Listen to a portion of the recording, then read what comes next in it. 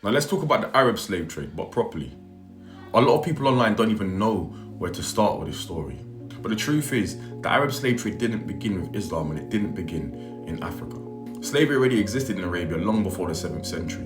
But after the rise of Islam, the Islamic empires expanded rapidly. The expansion plugged the Arab world into a huge network of trade routes. And across these routes, over 1,300 years, millions of people were enslaved. So who was enslaved? It wasn't just Africans. Historians like Paul Lovejoy, John Hunwick, and Gwyn Campbell all emphasize that enslaved people were taken from East Africa, West Africa, Central Asia, India, the Caucasus, and Europe, especially the Slavic regions.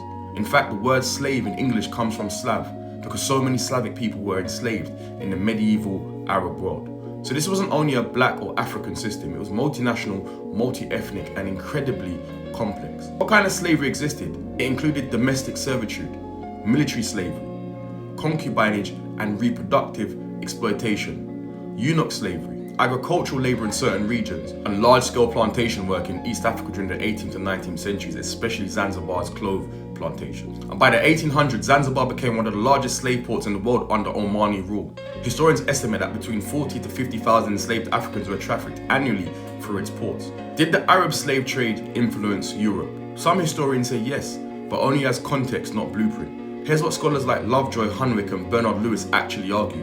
Number one, Europeans encountered existing slave networks.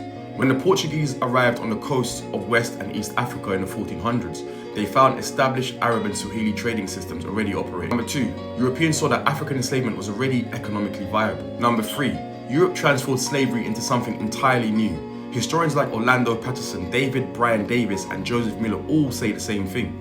Europe took slavery and built the world's first racial, hereditary, industrial slave system, the Atlantic system. This created a global racial hierarchy. It defined blackness as a permanent slave category. It made slavery hereditary. It industrialized forced labor. It fueled modern capitalism and reshaped the entire world economy. The Arab system created a context. Europe built a machine. Two different histories, two different logics, and two different legacies. It's important to note, most people bring up the Arab slave trade not to educate, but to distract, to derail conversations about European slavery and colonialism, to minimize the Atlantic slave trade, and to weaponize history without actually understanding it. But history is not a competition, it's a landscape. The Arab slave trades were horrific.